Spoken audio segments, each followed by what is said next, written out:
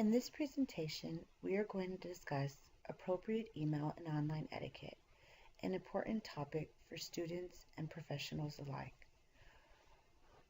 Hopefully, you will gain some tips from reviewing this presentation today. Research has found that the average U.S. employee spends about a quarter of his or her time at work combing through the hundreds of emails each employee sends and receives each day. Effective interpersonal skills help make good use of communication and technology surrounding us in the workplace. A modern challenge today is using current day technology effectively and professionally. Plenty of professionals still don't know how to use email appropriately. Do you?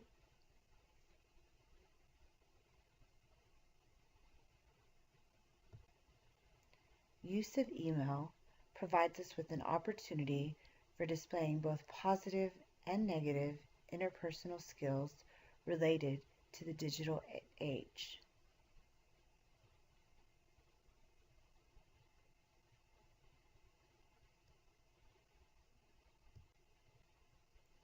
Formality and careful use of language cannot be neglected when sending messages by email, instant message, or text messages. Be careful with humor that may get lost in translation as well. Use of passive or abusive language should always be avoided. You must always be mindful that the way in which a message is sent tells a lot about you, the sender. Using a professional email address will help to emphasize a professional tone in your messages.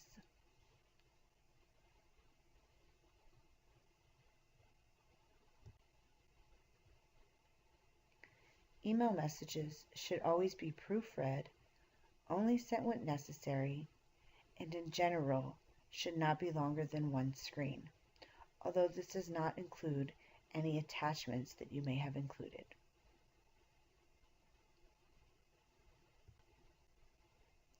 Informality in business correspondence is considered poor etiquette and should be avoided, as such as insulting, vulgar, and inflammatory comments.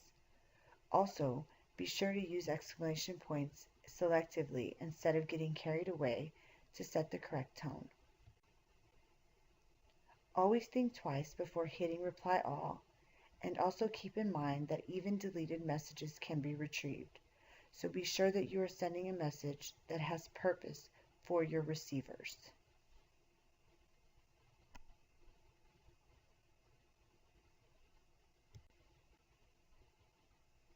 Email messages should always address the recipient and be signed by the sender. In addition, remember that cultural differences result in people who speak and write differently. This should be kept in mind when creating correspondence and receiving it. Use the subject line to your advantage, and use of it is encouraged. It allows the receiver to have an idea of what they are receiving. Example of a good use of a subject line include meeting date has changed or quick question about the presentation. If a mobile device is used to send an email, you should always inform your receiver. This helps to explain your terseness. Without explanation, you may project an image of rudeness or perhaps even limited writing skill.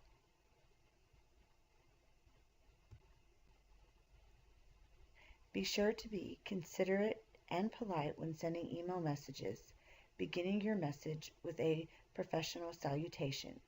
Do not use laid-back expressions or shorten the recipient's name.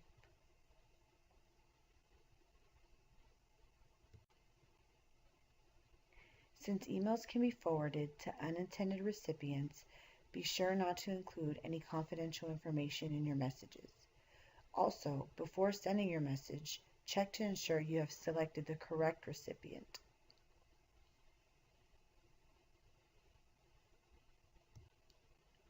Gossip and negative rumors should always be avoided when sending emails in a professional setting. Emails of this nature create a negative image of the receiver.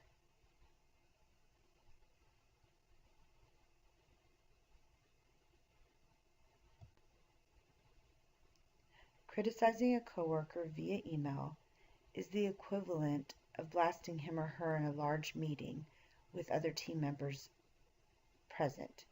This should always be avoided.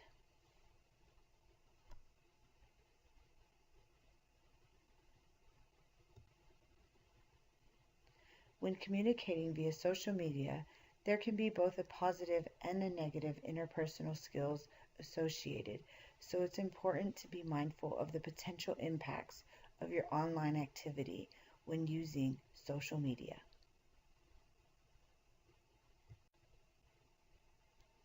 Avoid posting confidential or derogatory information about your employer of any type in an online forum. This type of behavior could be reported and result in consequences up to the loss of your job.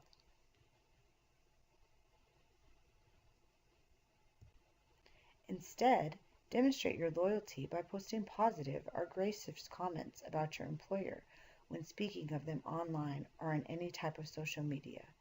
Talking about your employer could affect their online image and their reputation.